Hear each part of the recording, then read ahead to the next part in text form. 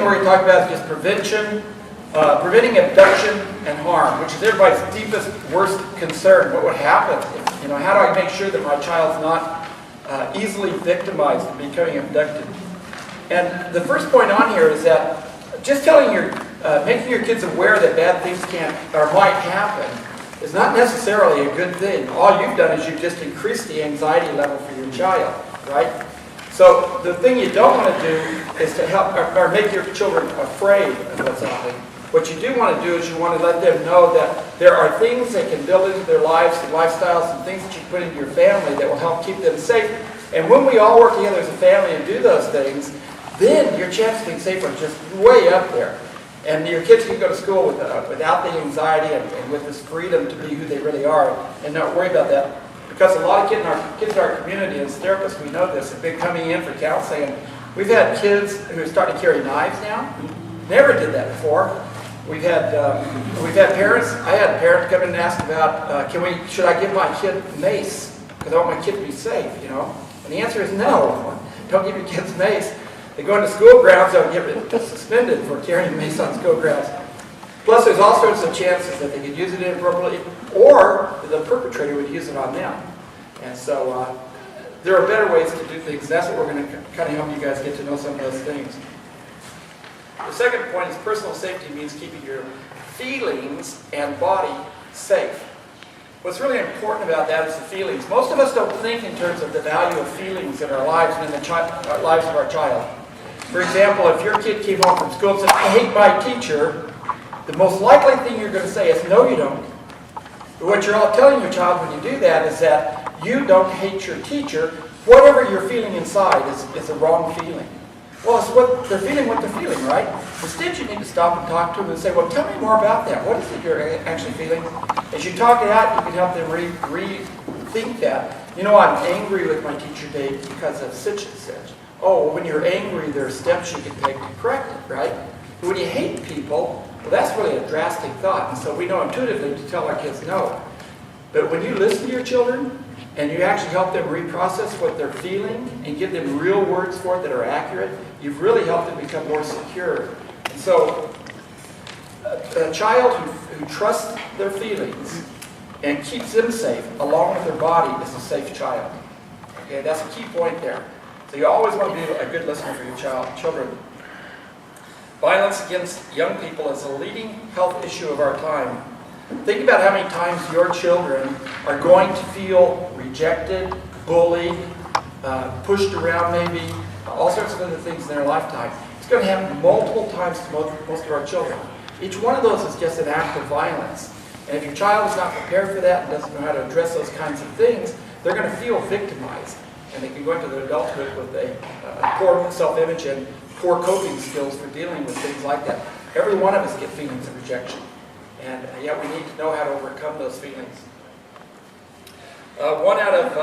Statistics say 1 out of 7 children have either been victimized physically by bullying or have been the predator of bullying. Another misconception is that most children are harmed by strangers. There's over 100,000 abduction attempts done every year. 100,000. Only 2,000 of those are by strangers. 98,000 are done by people they already know and they trust it. So it's not necessarily strangers you need to keep your kids away from. So when we think we've done a safety lesson by telling our kids, make sure you don't talk to strangers, and now you feel like you've done a good job, you only protected them from 2% of the population that they're at risk of. So we want to teach them other skills too, which you'll hear about tonight. Young children are very literal, and so we need to make sure that we know that they really understand what we're saying. So if we say, never talk to strangers, what happens if a policeman comes to them? Should they talk to the policeman? Wonder if a teacher on the school grounds comes and talks to them. Is it okay to talk to them or not?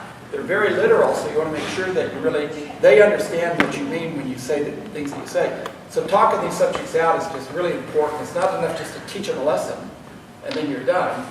You want to make sure they really understand it. Adults need to provide ongoing supervision to ensure the safety of the children in their lives and to keep listening to their children. You, as parents, typically think in terms of, what do I have to teach my child?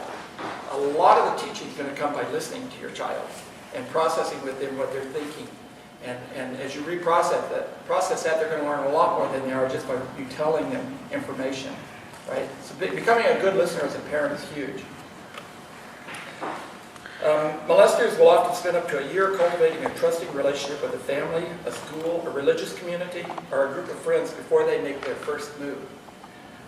So you want to be cautious, not only about strangers, but about people who are getting too close, inappropriately close. That might start making you feel a little awkward, but you tell yourself intellectually, well, they're just being nice people, they just really are caring, or just whatever else. In your gut, you're feeling like this is a little bit over the line. You need to read your gut and react to that and start setting some boundaries up around your children. And you want to know who your child care providers are, your friends, your neighbors. A lot of people live right next door to people for years and never know who they are. I would encourage you to go out and meet all your neighbors and find out a little bit about them and what their backgrounds are and you know, what occupation they're in, those kind of things. And your co-workers and employees too, especially if they're ever around your children. So those are the things that you as an adult need to know about abduction and harm. What your kids need to know. First of all, your kids need to have a safety net, a family safety net. So you want to talk to the kids, find out if something happened, if you were lost, or if you were on the school grounds and nobody else was around and whatever, what would you do? What is your safety net? Who would you call? You need to kind of sit down with your children and come up with that. They should know particular people that they should call in the neighborhood or in the family or whoever else in case of things. They should have those numbers memorized, and also they should have access to things like the phone number for the police, the phone number for the hospital, phone number for the fire department, whoever else. If they have those kind of things, then they're going to feel much safer. You can also teach your children to trust their feelings. We talked about that already. To me, that is the big, huge one here. Teach your kids to trust their feelings. Kids so often feel this funny feeling in their stomach when people get around them, you know. Grandpa comes up and starts hugging them a little bit too close and they're feeling yucky about it, you know. But they don't want to say anything because it's grandpa, right? They need to trust their feelings and they need to reprocess those. And they should be able to come to you and say, I don't feel good when grandpa does that. You know, those kind of things. Teach your kids to trust their feelings. Your feelings are there for a reason. And always take a friend wherever you go. Never go to the bathroom alone. Never go anywhere outside in the neighborhood or at school alone. They should always be with other kids. Number 4 and 5 I really should add on the first page. Never leave children unattended in a vehicle. You've probably heard a lot about that lately. There's been some arrests recently because of kids that were... One kid died, I think, in the last couple of days. And anyway, it's obviously very dangerous. Know where your children are and who they are with at all times. Know the steps to take if approached or followed. You want to talk to your kids. So if someone grabs your child, you want to tell them, if anyone is trying to get you or pull you or try to coax you to come with them when you don't feel like it's right or you don't know them, tell your kids, start yelling out right now, I don't know this man and he's trying to take me. Yell it as loud as you can. Don't worry about being impolite. That's a safe thing to do, right? Teach your kids to do that. Teach them to, under all circumstances, run, fight, scream, holler, yell, do anything they can to draw attention to the person and try to get away from them. You should never stop and just submit or just make sure you're not hurting somebody's feelings or whatever else. You want to get away. 84% of all abductions are stopped by that behavior. Okay? 84%. So they've really helped your children once. Just doing that by itself is just huge. And tell your child if they're ever followed by someone to get away from that person as quickly as possible. They should go in the opposite direction of the person and look for anyone who you might be able to trust. People you can trust would be school teachers, police officers or might be security people in uniform. Even mothers with kids are great people to go to. You can almost always trust a mother if you see them with a kid, right? So they should be looking immediately for who could be a safe person here. And it's just more important to be safe to get away than it is to be polite. If they're feeling those bad feelings in their gut, or if they're feeling like they're in danger, there is no such thing as being polite. Okay, your kids should know that. They need to be safe. Thank you. Well, I'm going to talk to you guys a little bit about safety going to and from school. And I can just say personally, I know this has changed tremendously throughout the years. I like to think I'm not that old. But when I was young, I always walked to school with my friends. We had a plan, but it was okay. Even when I was in 3rd grade, I started walking to school. It was really a safe thing. Our parents knew each other. And I think things have changed a lot, unfortunately, with a lot of the things that we see going on in society, that it really isn't as safe as it used to be. So one thing I want to talk about is how kids perceive danger is different than we as adults do. You know, the older you get, the more experiences you get in life, the more times you see things happen, you start to be able to identify scary situations or potentially dangerous situations sooner. The younger you are, depending on your life experience, you're not going to have those same reactions always. Because the first time you run into someone who might be potentially dangerous, you don't have all those experiences that we do as we get older. So that's important to keep in mind, that what we see as danger, kids are not going to see it the same way a lot of the time. In fact, one study found that about 36% of non-family abductions happened when kids were going to or from school activities. So just to say it again, it was 36 when kids were walking, going to a soccer practice, going to school, something like that. So this is, unfortunately, it's a dangerous time. This is when people know kids are going to school. So just important to keep that in mind. So some things that you can work on with your family, with your kids, depending on their ages, is what to do when they are going to and from these events. Because the reality is they do need to, and we don't want them to be so afraid that they're, afraid to walk down the street. Because we don't want to foster that. Like Larry said, we don't want them just to be afraid of everything, but to be smart about what they're doing. So one thing is to walk the route to and from school and activities. So making sure that you know the route, that they know the route. It's a good thing to kind of practice with them, like, okay, this is where you're going to go, this is where you're going to be, and also to really teach them about landmarks, areas that are safe, and any areas that you want them to avoid, or where there, might be a dangerous element in that neighborhood, or just something that you don't want them to be around. So letting them kind of know what areas to avoid and what areas are safer than others. Also, I hadn't really thought about this one, but teaching them traffic rules. That might seem really basic, but a lot of times, depending on age, they might not know all the traffic rules, when to cross the street, when not to cross the street, things like that we might take for granted, kids don't know. So kind of familiarizing them with that just will help keep them a little bit safer as well. And for the little ones, and I don't want to give an age because I think it does depend on your values. It also depends on how mature your child is, but it isn't safe for little ones to be walking to school and back alone. And like I said, I think that I don't know if there's exactly a cutoff age, but use your judgment as far as their maturity and experiences that they've had. Also things with your clothes or backpacks or items, try not to have your child's name on them. It's just not as safe if their name is on there, or if people can see a name to know what your child's name is. And having a contact card in their pocket, though, is a good idea of who they are and who they can contact. This is a big one Larry did touch on, but I think it's really important, is teaching kids to use their voice. I won't go on and on about this, but kids, depending on how they're raised, they're really taught to respect adults. A lot of them are taught to, this is your elder, this is your adult, talk to them in a respectful way. So it's really hard for kids when they get that feeling of feeling funny to know that it's okay for them to scream, or it's okay for them to yell, or it's okay to run. And so I think really having that kind of a conversation is really important. One thing you can do is to teach them that if anyone tries to take them somewhere that they don't want to go, or that they don't know the person, to get away and yell, just like you said, this person's trying to take me away, or this is not my father, this isn't my mom. Not just help, but to use those words also. And like Larry said, making a scene, kick, scream, resist, throw themselves on the ground, run, whatever it takes to get attention is good. And also, if anyone bothers your children, makes them feel scared, uncomfortable, confused, just like Larry said, teach them to trust their feelings. Get away from the person. So it's trust your feelings, do what they have to do to get away, and then tell a trusted adult. Hopefully that's you guys, but also other people. I think that's another key thing about safety is having that trusting relationship.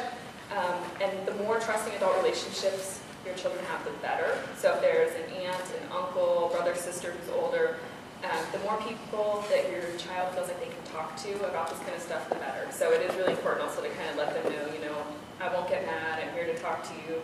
And like you said, really acknowledging your kids' feelings is really important. So that's a big one. Let them know if an adult approaches your child for help or directions that really grown-ups should be asking other adults, not kids. So, it could be innocent, but a lot of times they'll say, hey, I need help. Do you know where this building is? But just to let your child know that they can just really say, I don't know, please ask an adult, or they don't have to engage in that kind of a discussion with an adult. Also tell them not to approach a vehicle that they don't know. Don't accept money, gifts, candy, anything that a stranger might offer them unless you have told them it's okay. So just let them know that unless you know the person, unless we give you the okay, don't go to a car, don't accept anything from anybody. And again, it's just really big about telling the trusted adult if they feel like anything weird, anything wrong that happened to them during the day or when they were walking to or from an event. Teach them also to never leave school with anyone unless they've checked in first. So I can actually speak to this. We are a community-based organization, and a lot of times we meet with I call them clients sometimes. We'll meet with your children at school, and sometimes it's pre-arranged. I've talked to you, I've told you I'm going to pick up your son or daughter, but it's really important that your son or daughter tells the school and that connection is made. Because a lot of times it is safe, but sometimes it's not. So really having the school is a key part of this, that they know the emergency contacts, they know if there's a friend or a community worker or someone who's going to become and take them. So really telling your child, if you're going to leave with someone else, let the school know. So I think that's a really big one. And I think that leads us into public places. Public places, yeah. Safety tips for your children when they're in public places. Be careful, pay careful attention to who they are with and where they are. You should always know where your kids are going, obviously, and I think everybody knows that anyway. But your kids should know where they are too. And so many of our kids, especially if you get a little bit older kids like teenagers, they're texting and they're walking around, they're walking into buildings, they're going to all sorts of places. But the other thing is they're not aware of who's around them and what's going on, and somebody approaching them or not, whatever. As drivers, when you guys all took driver's ed, everybody said, you should know where all the cars are behind you and all the cars are ahead of you. Always be looking in your rearview mirrors, you're checking things out, knowing what's going on around you. It's the same thing when you're walking too, and especially for your children. Because they should be aware of who else around them and what is everybody doing. It's not like you're really paying deep attention, but you just have to have this sense of awareness. When you are, you'll be able to pick up this sense of, is there some danger or something making me feel uncomfortable around you? So you should know where your kids are, but your kids should know where they are too, at all times. Stay with others, check first. Always take a friend with you when you go to a bathroom. Always take a friend with you in public when you go to the malls, movie parks, entertainment centers. You should never really be by yourself. Your children should never be by themselves. They should always know they need to be with somebody else because their safety factor goes way up. At what age does that change though? Like teenagers, so when they're 25, they're going to be on their own. Sure, so right, yeah. What age do I start letting them? It's like Heather was saying, I think it's a discretionary thing for you as a parent. You kind of have that sense of, do they make good judgments? Do they think appropriately? Or are they careful? Do they take care of themselves? And so it's a judgment thing. If they are lost, you should always tell them, first of all, if like in a mall, for example, they're going to seek out an information center, right, and go to that. Or they're going to try to find a safe person in a public place. One of the safest people, like I mentioned a minute ago, was mothers with children. You can always trust them, or security guards, or anybody with a uniform on. You usually can trust them. Other than that, you don't want them to trust anybody. Oh, a store clerk, too, with a name tag on, is a safe person, okay? Because they have responsibilities, they have connections, and they're known by other people there. But other than that, they don't want to talk to other people. This is a place for no strangers. And if somebody tries to say to them, oh, I know where your mommy is, come with me, you want to teach your children to say, no, I want to wait here. And you can walk into a store and talk to a salesperson or whatever. But they never want to follow anybody there.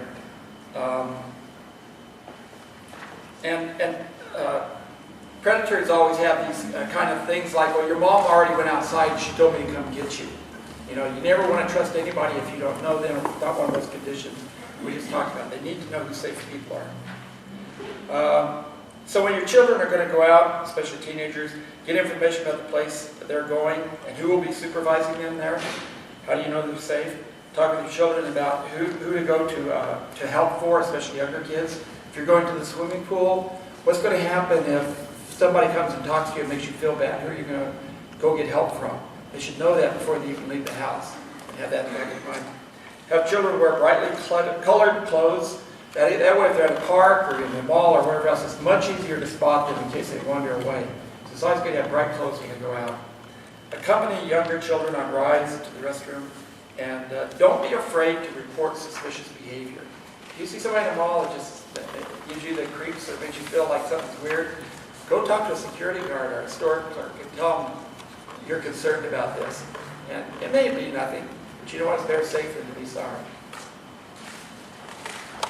Next, I do want to talk about a sensitive topic, but I think it's an important one, which is preventing sexual abuse.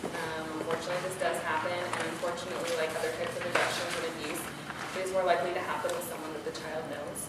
Especially like when Larry was referring earlier to not just family members, but people who know your family. I don't want to scare you guys, but it has been found to be correlated, or people who get to know your family because they need to gain your child's trust for something like this to happen. It doesn't usually just happen overnight, and it does happen from strangers sometimes, but just so you know that a lot of times this does happen with people that the child knows. But all cases are different, but that's what they found with a lot of the majority.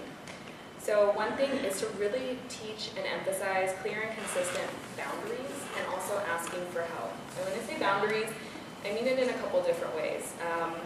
But in general, if your children can set boundaries and say no, or I don't like this, or stop with you, they're more likely to be able to do it, and it does increase their chance of being safe if, unfortunately, a situation like that comes up. I don't want to give a message that children can prevent this from happening, or if your child did, X, Y, or Z, that, it's not children's fault ever if any of this stuff ever happens. I'm just really wanting to share with you guys things that can help. So I don't want to give a message that this is something that is anybody's fault if they didn't try. But I just want to make sure, sorry, this is a sensitive topic, so I just want to make sure that I'm saying that, and also at the same time, there are things that they can do. And they have found that kids who can say no and also go to that trusted adult, like we've talked about, are less likely to be victimized.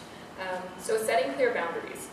What this can look like is you can teach your child to say, stop, put their hand out. If, Larry was referring to an uncle who might hug too much, or a grandpa, or I remember I had a teacher who would pinch cheeks to the point where it, really hurt, and we used to talk about that. We didn't like it, but we didn't really know what to do about it. And this was back when I was in second grade, and I still remember that. But teaching your child that they can say, hey, no, I don't like that, or, that empowers them so that they feel like they have a voice with adults. So that is something that can really help them. Let's see. Teaching them to also not be afraid to tell a trusted adult. So if something happens, that they can tell you or any other designated trusted adult in their life.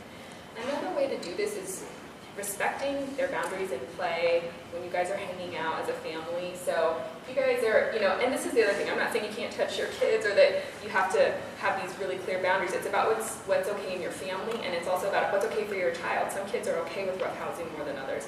So for example, this would look like if you guys are wrestling, like if that's something that you guys do in your family and one of your children really doesn't like it, and you're like, oh, I don't like it, don't touch me, instead of just saying kind of like, oh, you'll be fine, get used to it, but teaching them to say, okay, and respecting that line helps, again, teach them so that if there's an adult out there who does try to cross their boundaries, they might be more likely to tell you, hey, I said no, and this person hugged me, or, that kind of stuff. So just kind of teaching them that kind of the same with their feelings, that their limits are okay too, and it's okay for them to have those limits of not wanting certain people maybe to hug them or touch them too much. Does that make sense? Okay.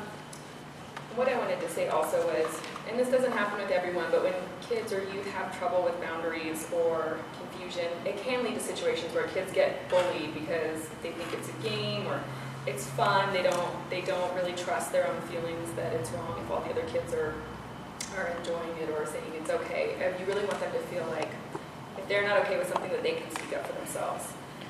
There's been situations, where a teenage girl has not stopped sexual behavior because she didn't want to be mean or disrespect someone. So again, I'm not saying what's going to happen, but these are just things that can happen if our kids and teenagers don't learn that them saying no is okay, that they can speak up.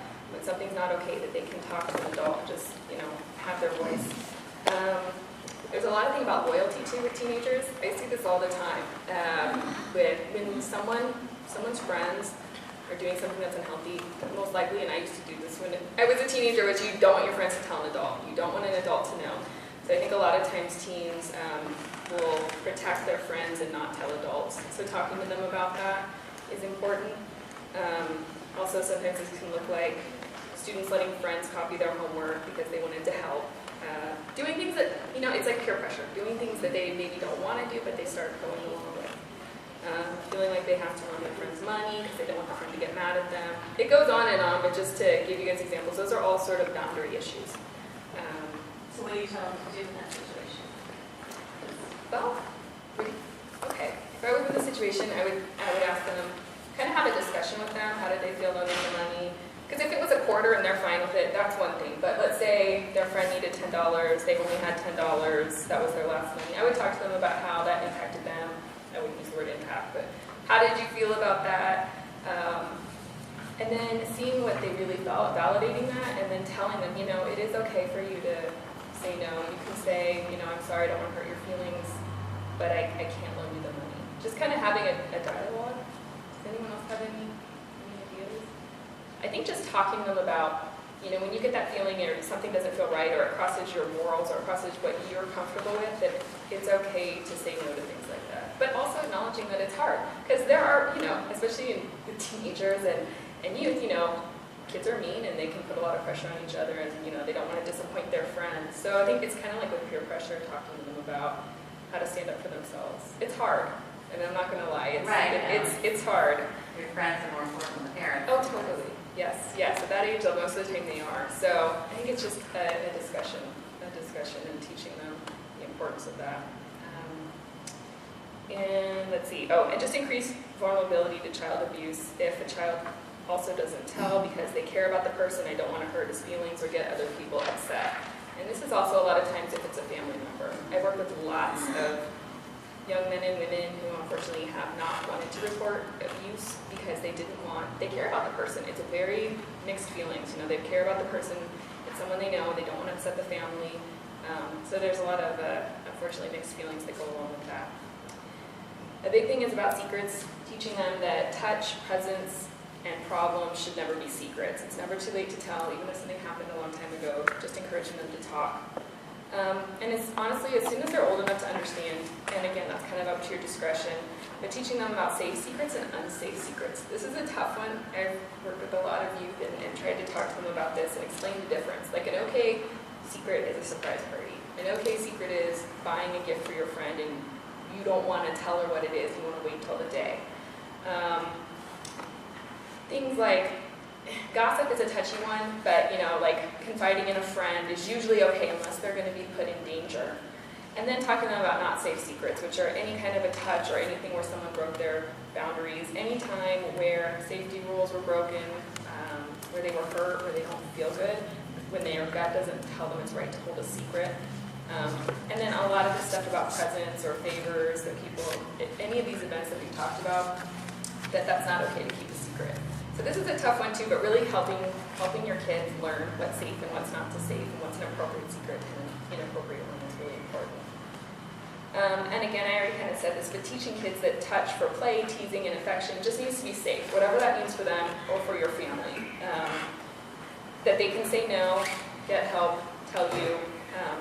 But again, every family, it's different with different cultures, families, and kids are all different too. So that's important. And just encouraging them to talk about touch that they don't like. If there's something that they tell you is painful, uncomfortable, makes them mad, just encourage them to talk about it. Thank them for sharing information with you, and that they can feel safe telling you that stuff. And again, just the last part is teaching them to get help, even if someone else might get mad, embarrassed, upset, or frustrated. I'm going to skip the next page because I think it's pretty redundant from what Heather shared with you already about safe touch and keeping secrets. So I want to talk to you about youth programs. we're all really familiar with the whole Sandusky thing right now, and how he could be such a perpetrator for so many years to so many kids, and nobody ever did anything or stopped it or whatever else. It's just shocking what that could be. So what are some of the safety tips you should be thinking about? Because a lot of you may have your kids sign up for pony baseball, or for a cheerleading camp, or for all these other kind of things, right? What are the things you should be thinking about? One of the things that you need to do is make sure that the coaches and the people who are working the programs that you're going to send your children to all have background checks. They should have both federal, criminal, and sex offender background checks. And so you're going to want to ask the organization you're signing up with to make sure that they've got those kind of things. And if they don't, you very likely don't want to sign your child up for it, because you just kind of open the door for potential problems. Or at least if the people who signed up to do those jobs went and had all those things done, either they have, number one, a clean record, and number two, they know people are watching them.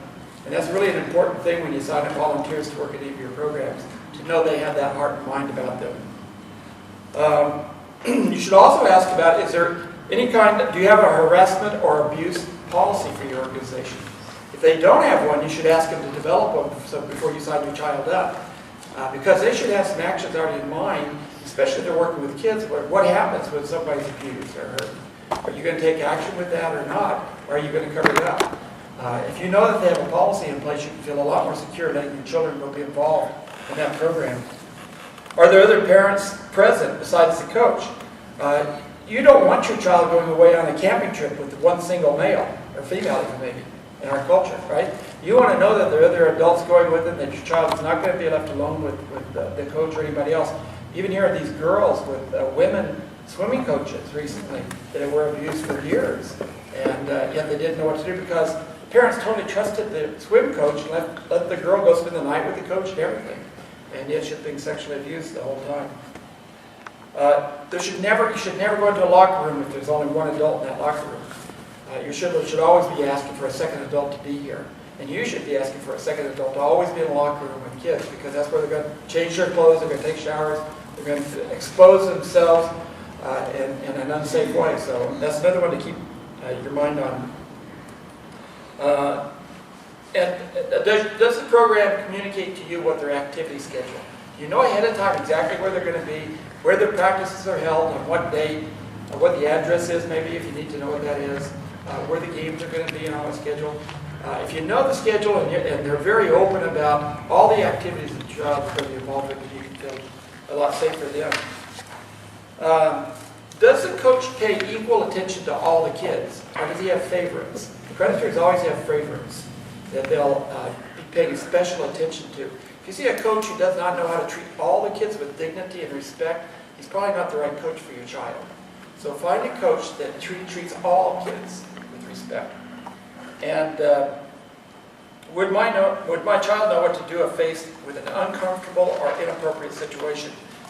A lot of things we've already talked about just really pertain here again. They should know safety is more important than politeness, right? You just have to make sure you're safe. If you're feeling weird, awkward, yucky inside, follow that feeling and do whatever it takes to get away from that feeling. You want to make sure your child knows that. I think too, after practices and after events and things like that, it's really good to sit down with your kids and talk about how they felt about it. What did that feel like? Not only if they won or lost, but did you feel safe? Did you feel secure there? Did you feel like people cared about you? Did you feel all the normal things? Or did they have some awkward things? Did anything make you feel awkward or yucky, or you didn't like it when somebody did something, touched you in a certain way or whatever else? It's really good to talk to your kids afterwards. So I think those are the basic rules for signing your kids up with sports programs or any kind of youth programs where they're going to be with a lot of other kids. And then the next thing I want to talk about is leaving your kids home alone, which is another thing that I think is a really important safety consideration. And again, I'll just say it up front. This also depends on your values, your family, your culture, and also your child. Every child is very different. I was very responsible when I was younger, so I got to be home alone. I was babysitting when I was young, but I had friends who weren't allowed to be alone until they were 16 or 17, and where I was 12. It just depends on what your family believes, and then also your child. They're all different, and they all have different levels of responsibility. So even when you just broach the subject, I think it's important to first have a family conference, talk about how expectations when you're gone? What are the expectations when they're home alone? Also, basically have a meeting after to talk about how it went. Ask, will it be positive? Will this help their self-esteem? Or will it be anxiety-provoking? So for example, I was very responsible. I thought this was great. I felt very grown up. It made me feel more responsible. For some kids, it's very anxiety-provoking to be in charge or to have his parents leave. So it just really depends, and I think it's important when you talk about it is really key. And like I mentioned, personality, self-confidence, and judgment. How is your child's judgment? Do they make really good decisions? Do they tend not to? So that's all stuff to keep in mind. And just some of the big key points are there community resources or support for kids when they're home alone, neighbors, phone numbers, making sure that they have access to that, knowing your community, who your neighbors are. Ask your child, how do you feel about being home alone? A lot of times they'll tell you, and that can help a lot. Also, like I said, decide if they're able to follow directions and solve problems on their own. That's a good indicator. If they come to you all the time to solve problems, that's probably not the best sign. Okay, that means, they're going to feel helpless if some problem comes up, if the, toaster sparks or someone knocks on the door. And, if there's someone who always comes to you, then that's probably something you want to wait until they're a little more mature. Do a time period, test it, start small baby steps, leave for a half hour. Have a neighbor check in if they can the first time. Call every 15 minutes. Do a test run, kind of like you would do anything cautiously, and see how it goes. And always follow up, and then you can leave them longer and longer. The more you guys develop trust, the more they feel good about it.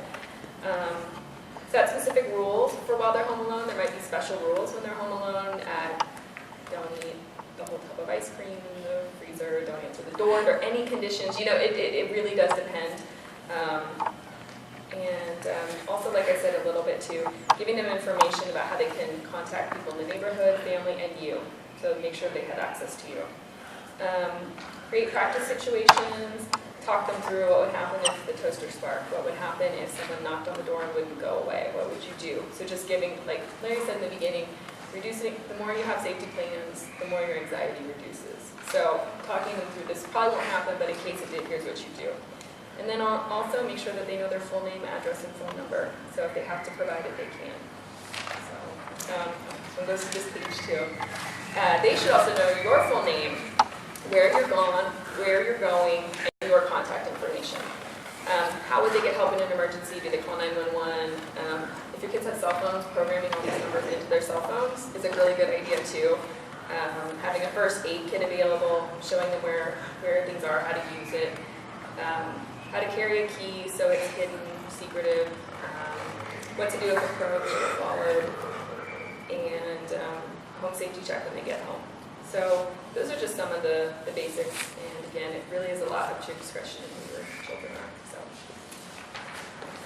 Good. So I think we've covered almost everything that's in your notes there. Hopefully you got a lot of good tips. Everything that we've talked about tonight, we've also given you resources from the web with all of this information in it. If you didn't pick this up, make sure you pick it up tonight before you leave. A lot of what we did was start going through all this material and just start highlighting all the things that we thought was really important. You can do the same thing too, and it'll be a great resource. You can keep it home and refresh yourself on it in the future. Two of the key sites that a lot of this material came from was kidpower.org and missingkids.com. It's in the material, so you don't have to write it down necessarily as long as you have this package. Another thing I want to let you know about today, I just got this today from the Morgan Hill Police Department. Class Kids Foundation. Remember Polly Class was a girl that was abducted some years ago. Her father's been very proactive in helping keep our kids safe. They're going to be in Morgan Hill this Saturday over at Burnett School, and they're going to be taking fingerprints of all the kids. They're going to be taking DNA samples from all the kids and their pictures, and they're going to give that to you. And you can keep that at home, and so that at any point in time in the future your child's missing or you don't know where they are, you've got total resources you can give to the police to help them investigate and search for your children. So it's a great resource. It's at 10 o'clock, 10 to 2 at Burnett School this Saturday. So some of you may want to sign up for that and take advantage of that. By the way, if you gave us your email address, I'll forward this email to you. So you'll actually have it as a reference. And you can forward it to other people, other friends too.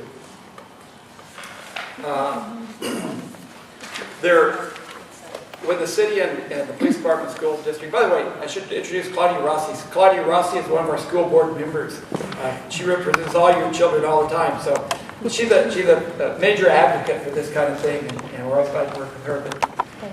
But when we got together and talked about this too, we thought that we really needed three things. Number one, you need some good information, but then just general information like we presented tonight. But you need some good information about the internet, because that's become one of the most dangerous places there is for your children. So 2 weeks from last night, the 25th, we're having people here that are going to be talking about cyber safety. And you'll want to make sure you come to that. We'll have the same thing. We'll have food again. We're going to have a program for your children, so your children will be learning about things that they can take back to school next year when they go. That's a huge area you want to make sure your kids are safe in, is understanding cyber safety.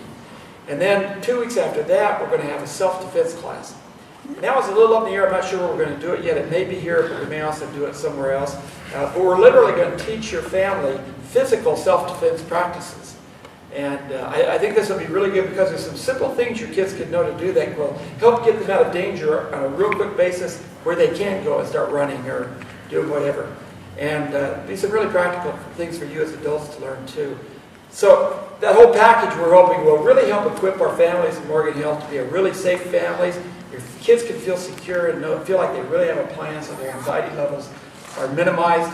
And finally, we would like to take this out wherever all the families are in Morgan Hill. We know a lot of people can't make it to a place like this, but maybe you go to a church and you'd like us to come in and have a church presentation to your church. You can go talk to your pastor or your priest about that. Or maybe you belong to some kind of community group or home and school club, and you'd like to get all the kids associated with your home and school club, or different things like that.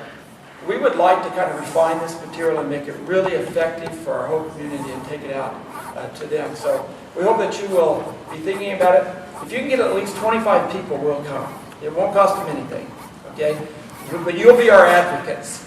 You're the ones that are going to get those people there for us, right? To make it worthwhile. Unless you make it, yeah. But I think it'll be really worthwhile. The more we get this out in our community, the safer our whole community will be. And we'll all love to be living in Morgan Hill or San Joaquin or wherever. In just a second, your children are going to come in. And if everybody got this, it says rules, real world rules of safety. My rules for real world safety. That's very simple. We're going to have you come in and sit down at the tables with your children. You're going to ask them what did they learn in their program that was really important, what stuck to their minds. And you're not going to do a total debrief, but you're going to let them talk for 2 or 3 minutes, right? And then you're going to sit down and you're going to go through this list with them. And you're going to say, well, some of the things I learned too are these things here, and we think it's really important. As a family, let's make sure that we make a contract with each other to do all this. First one is, I will always check first with my parent, guardian, or trusted adult before going anywhere, helping anyone or accepting anything or getting into a car.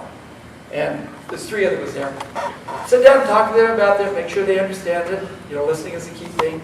And then have them sign it, and then have you sign it. And then take it home and put it on the refrigerator. Okay?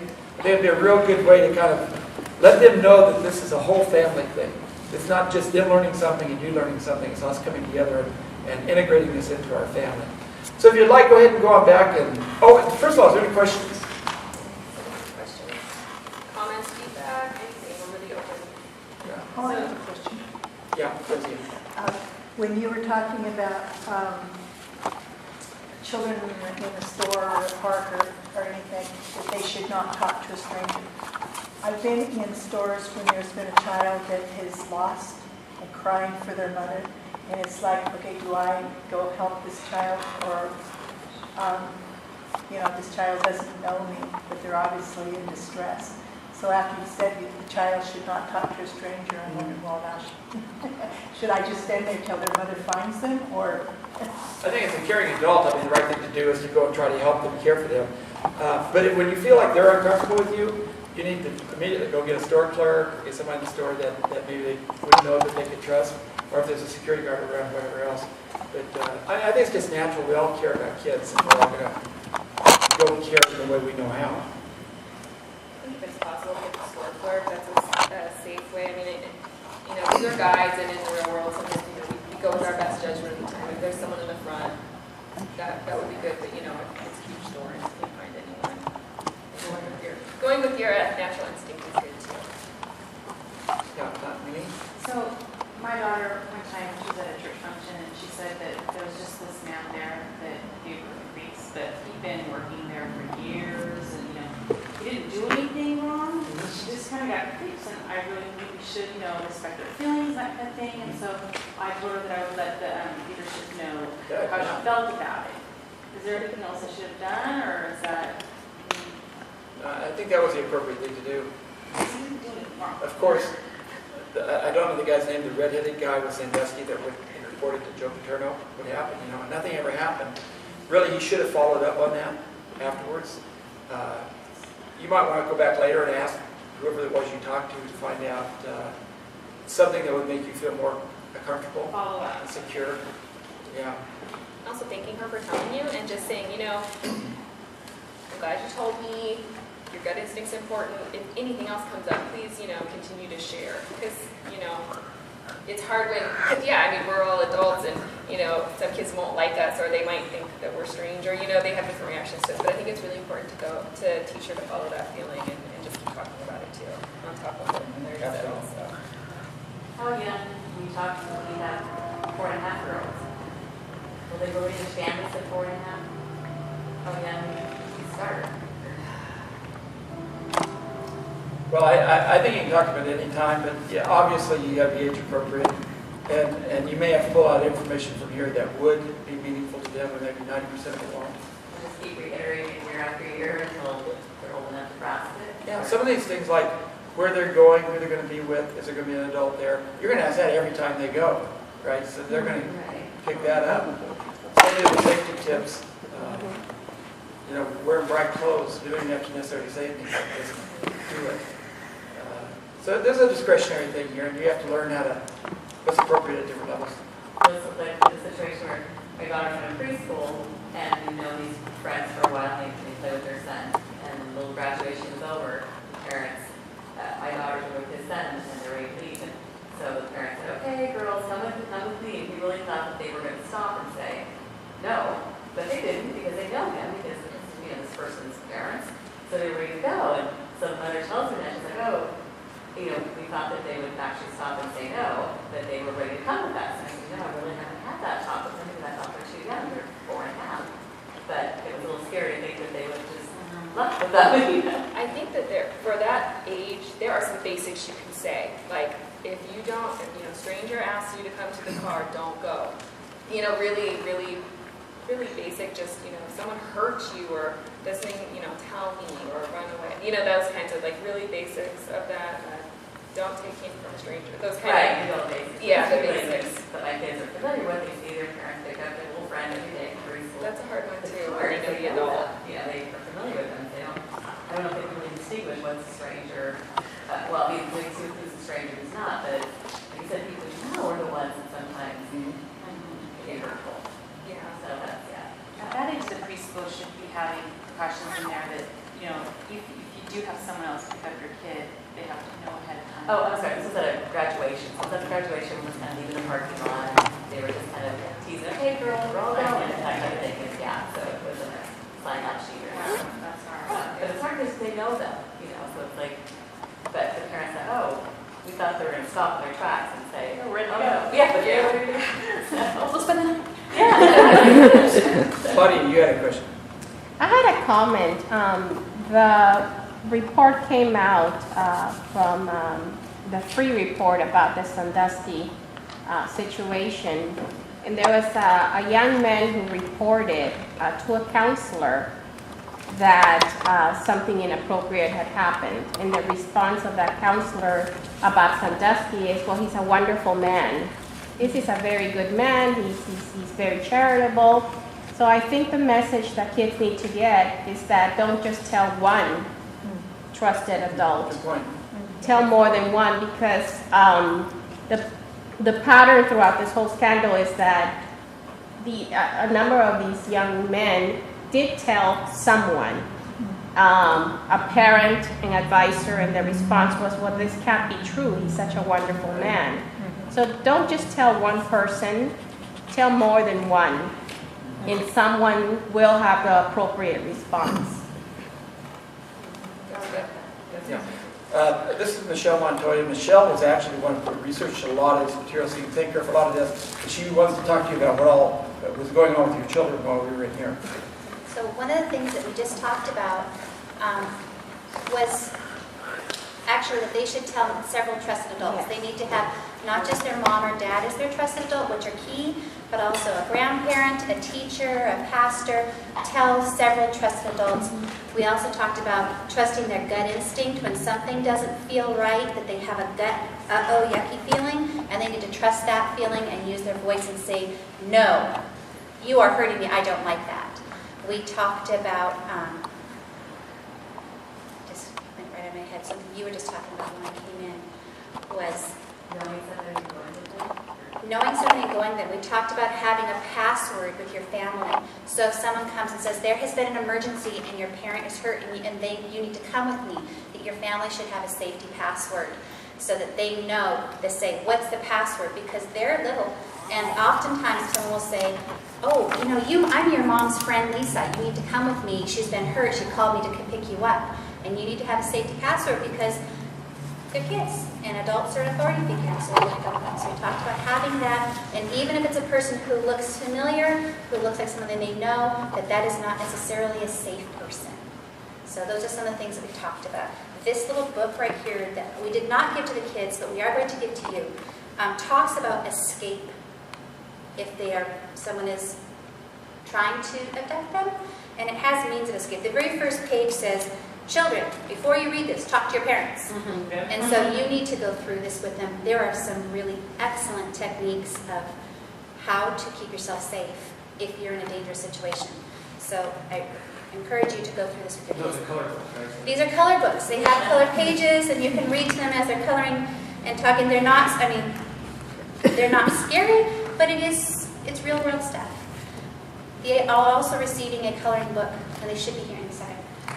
They're receiving another coloring book about real-world safety, and it talks about using your voice and using your power of no, your walk-away power. There's one that talks about safe words, this is my trash can, unsafe words go in here, and I tell myself something good about myself. It has what is your safe area, that anything that your bathing suit covers is your safe area, that nobody should be touching that, you shouldn't be touching anybody else's. So there's several things in that little coloring book that they are receiving right now. Did they seem to understand it? Or? They did, and Sarah did a fantastic job of doing role play with them. So we talked about going to and from places, those safety rules for that. We talked about beat the tricks people will use to try to get you to go with them, and why would they want to do that. And then we talked about what is a safe secret, what is safe touch, and then they're going through the book at the beginning. So, Yeah, Claudia? For people watching on TV, where can the people on TV get that coloring book? Will that be at the Discovery Center, at the police department? Yeah, we'll have that Discovery Counseling Center. Okay. I don't know if the community social fire want to keep up too. Sure. Yeah. Okay. And then the other coloring book is actually on the it's on the kidpower.org website. Thank you. Okay, here come your kids, so you guys better get to the table.